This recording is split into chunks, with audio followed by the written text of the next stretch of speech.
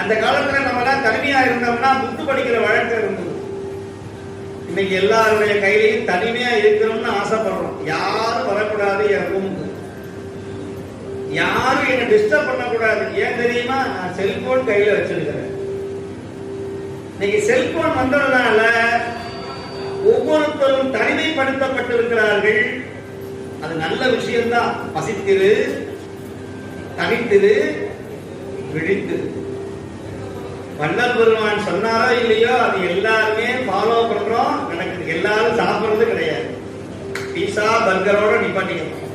ஏன்? கையில போடுறது. பசித்து இருக்கிறோம், தனிமையா இருக்கிறோம். போர்வக்குள்ள போத்தி போன அப்படியே யாருக்கும் தெரியாம பசித்து இருக்கிறோம், தனித்து இருக்கிறோம். யாரும் தூங்குறதே கிடையாது, எல்லாரும் விழிச்சுதான் இருக்கிறோம்.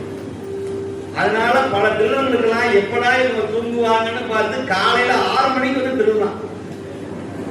அப்பெல்லாம் கண்ணக்கோல் வைக்கிறதுன்னு ஒரு வழக்கம் உண்டு. கண்ணக்கோல் என்னன்னு தெரியுமா?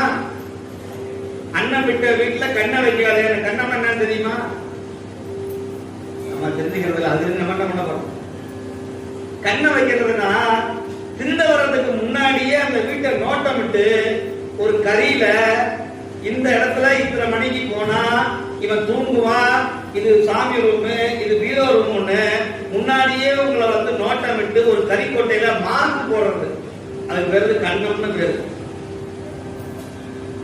கண்ணம் விட்ட வீட்டுல, அண்ணன் விட்ட வீட்டுல கண்ணை வைக்காத. சாப்பாடு சாப்பிட்ட வீட்டுல இவன் சாப்பிட்டே இருப்பான், அப்படியே பார்ப்பான் எங்க ஹோட்டல் இருக்கு, எங்க பீரோ இருக்கு, எங்க நகர் இருக்குன்னு. அதுதான் சொன்னான். அண்ணன் விட்ட வீட்டுல கண்ணை வைக்காதடா. கண்ணம்னா என்ன? கண்ணை கிடையாது, கண்ணை 2 சுவை தான். இது கண்ணை வைக்கிறது அப்படின்னா நோட்டம் போட்டு சரி நல்லா தூங்கின பிறகு வந்து இதே மாதிரி வேலூர்ல ஜோஸ் ஆல்காஸ்ல ஒரு 3 வருஷத்துக்கு முன்னாடி ஒரு திருட்டு போச்சு. நீங்க பேப்பர்ல படிச்சிருப்பீங்க. 6 மாசமா இந்த ஆள் டெய்லியும்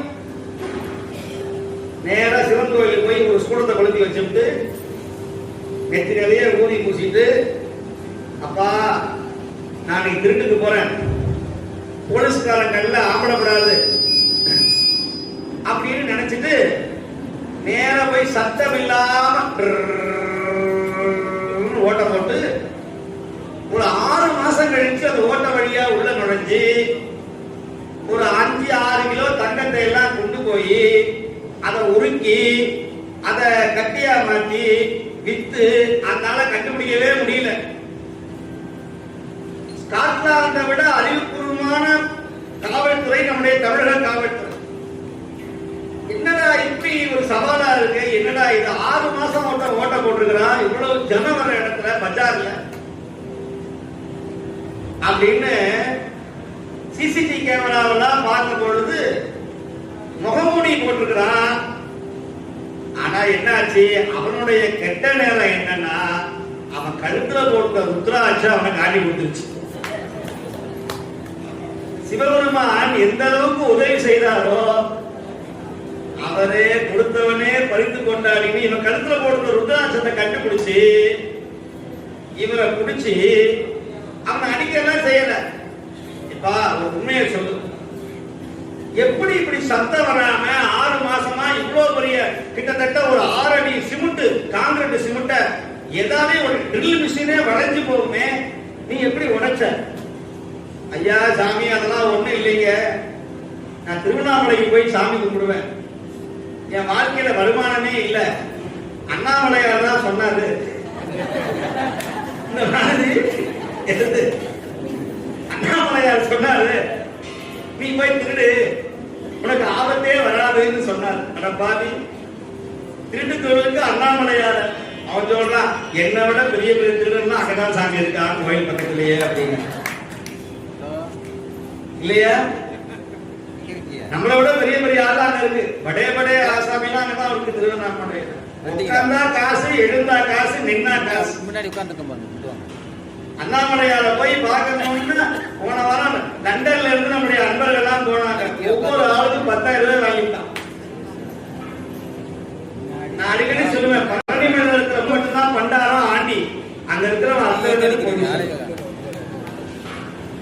அந்த ஆள் தான் பாவம் இட்டு கொண்டு ஒரு கோவண்ட கட்டிட்டு நிக்கிற கையில ஆண்டியோட தடியோட கீழே உட்காந்து. இப்போ இந்த ஆள் கேட்டாங்க, உண்மையை சொல்லு. ஐயா ஒண்ணு இல்ல, நான் யூடியூப பார்த்துக்கிட்டே இருந்தேன், திருடுவது எப்படின்னு டைப் பண்ணினேன், சத்தம் இல்லாமல் ஓட்டை போடுவது எப்படி என்று யூடியூப்ல போட்டேன். அந்த யூடியூப்ல பம்பாயில போய் ஒரு கடையில சத்தம் இல்லாம சைலன்சரை பொருத்தி ஓட்ட போறதுக்கான மிஷின் வித்துது, 10,000 ரூபாய் அந்த மிஷினு. இதை வாங்குறதுக்காக நான் பம்பாய்க்கு போய் அந்த மிஷினை வாங்கிட்டு வந்து தினமும் அங்கேயே வச்சிருவேன். நான் வேலைக்கு போயிட்டு வந்த பிறகு ராத்திரி ஒரு 4 மணிக்கு மேல ஒரு அரை மணி நேரம் போய் ஓட்ட போடுவேன். அப்புறம் ஆஃப் விட்டு வீட்டுக்கு போயிருவேன். இப்படியே 6 மாசமா ஓட்ட போட்டு யாருக்கும் தெரியாம உள்ள போட்டு திருடுனேன் அப்படின்னு சொன்னான். பாருங்க, ஒரு திருட்ட கூட யார் சொல்லித்தரா? செல்போன், யூடியூப் சொல்லித்தது. குருமா வைப்பது எப்படி என்று சொன்ன அதே யூடியூப் கொலை பண்ணுவது எப்படின்னு சொல்லிக் கொடுக்குது. 3 கோடி ரூபாய்க்கு ஆசைப்பட்டு திருத்தணி பக்கத்துல 2 மகன்கள் தகப்பன் நிலைய பாம்ப விஷயத்தை தான் எங்கடா கத்துக்கிட்டேன்னா யூடியூப்ல பார்த்துதான் கத்துக்கிட்டேன். 3 கோடி ரூபாய் இன்சூரன்ஸுக்கு ஆசைப்பட்டு கட்டுவரி என்பாங்க தகப்பன் மேலேயே வீசுறாங்க. இந்த நீங்க என் பிள்ளைக்காக உழைக்கிறேன், என் மனைவிக்காக உழைக்கிறேன் அப்படின்னு சொல்றீங்களே, நீங்க எல்லாம் கொஞ்சம் யோசிக்கணும்னு நான் கேட்டுக்கிறேன். இப்ப பணத்தை வச்சிருந்தாலும் ஆபத்து, பணத்தை பையன் மேல பணம் மேல போட்டாலும் ஆபத்து. சொத்தகத்தை எழுதி வச்சிட்டீங்கன்னா அடுத்த நிமிஷம் கையில சட்டியை கொடுத்து சூலூர் பஸ் ஸ்டாண்ட் உங்களை உட்கார வச்சுட்டு எஸ்கேப் ஆயிடும். நீங்க பெரிய தோட்டம் துறவு எல்லாம் இருந்து ஒரு இளநீ வாங்கி குடிக்க முடியாது. ஐயோ ஜாமி, எங்க ஊர்ல 1000 தென்னைமரம் இருக்கு, ஒரு இளநிக்கு வக்கில்லையே. சொத்தை எழுதி வைக்காம இருந்தா என்ன பண்ணுவா? கவலையே படாதீங்க, தூங்கும் போது 2 பாம்பை கொண்டாந்து தலையில விட்டு கடிக்க வச்சு. இப்ப என்னடா பிரச்சனை? காசு இருந்தா பிரச்சனை. இந்த காசை என்ன பண்ணணும்? தர்மத்தின் வழியில இந்த பணத்தை செலவழிக்கணும். இன்னைக்கு பாருங்க, இன்னைக்கு கிட்டத்தட்ட ஒரு 700-800 அடியார்களை சூலூர்ல சேர்த்து நேற்று இரவுல இருந்து இன்னைக்கு காலையில இருந்து மத்தியானம் வரைக்கும் மாகேஸ்வர பூஜை என்று சொல்லக்கூடிய இந்த மார்கழி மாதத்துல ஒவ்வொரு அடியார்களையும் பசியார சாப்பாடு போடுகிற ஒரு விழாவாக இந்த திருவாசக விழா அமைதுன்னு சொன்னா, மண்ணில் பிறந்தால் பெரும்பயன், ஒரு அடியாருக்கு அன்னம்பாளுக்கு செய்வதுதான் சிறப்பு என்று சொல்லுகிறது. இதை கொங்கு நாட்டில் சொல்லணும், பெரிய புராணம் கொங்கு நாட்டில் பரவணும், அடியாரா மதிக்கணும். இன்னைக்கு சென்னையில மாறி வருகிறார்கள், ஆனா கோயம்புத்தூர்ல மாற்றணும். நீங்க கோயம்புத்தூர்ல நிறைய பணம் இருக்கு, எல்லாரும் சம்பாதிக்கிறாங்க, எல்லாரும் ஒதுக்கி வைக்கிறாங்க, அங்கங்க ஒரு திருவாசகம், அங்கங்க ஒரு முற்றோது. ஆனா பிரச்சனை அப்படின்னா யாரும் ஒண்ணு சேர்றது இல்ல. ஒரு சமயத்துக்கு ஒரு பிரச்சனைனா யாரும் ஒண்ணு சேர்றது கிடையாது. ஆனா நாம் அப்படி கிடையாது. நான் சொல்லுகிறேன், நம்முடைய சூலூர்ல கூடிய விரைவில் நம்முடைய அடியார்களை எல்லாம் ஒருங்கிணைத்து ஒரு அடியார் திருக்கூட்டமாக, எங்கள் ஆதின திருக்கூட்டமாக உருவாக்கி இதன் மூலமாக கஷ்டப்படுகிற அனைத்து அடியார்களுக்கு உதவி செய்கிற ஒரு பெரிய சபையை உருவாக்கணும். நான் ரொம்ப வருத்தப்பட்டது உண்டு, கோவில போய் மனம் கட்டமே, கோயம்புத்தூர்ல கட்டியிருக்கலாமே, அன்னைக்கெல்லாம் இடம் இல்லை. அந்த மடம் மட்டும் இன்னைக்கு கோயம்புத்தூர்ல இருந்ததுன்னா இன்னைக்கு நான் பெரிய கோடீஸ்வரனா இருந்திருப்பேன். ஒண்ணு அங்கேயும் ஒண்ணு குறை கிடையாது, உலகம் முழுக்க அன்பர்களா வராங்க. இடம் சிறியது, மனம் பெரியது, தர்மம் பெரியது. நீங்க ராத்திரி 2 மணிக்கு வந்தாலும் சாப்பாடு போடுவாங்க. பசி நோய் தீர்க்கிற மடமாக வைத்திருக்கிறோம். யார் வந்தாலும் சரி, இவன் பணக்காரன், இவன் ஏழை, இவன் இன்ன ஜாதி இன்ன மதம் என்கிற வேறுபாடு இல்லாது ஆண் பெண் அலி யாராக இருந்தாலும் ஒரே சமமாக பாவிக்கிற ஒரு இடம்தான் நல்ல குருவுக்குரிய ஒரு இடம். அந்த இடத்தை உருவாக்கணும், கோயம்புத்தூர்ல உருவாக்கணும், அது இந்த சூலூர்ல உருவாக்கணும் என்னுடைய எண்ணம். அது நடக்கும். நம்ம இன்னைக்கு செத்து போறது உறுதி. அப்பெருமான் சொல்லுகிறார், சுருளை சேர்வது சொற்புறமானம். நம்ம இருக்கிற வரைக்கும் சைவத்துக்கு, நம்முடைய சமயத்துக்கு ஏதாவது பாருங்க. அந்த காலத்துல இந்த இடத்தை கொடுத்ததுனாலதான் இதை உட்கார்ந்து நம்ம முட்டோல் பண்ண முடியும்.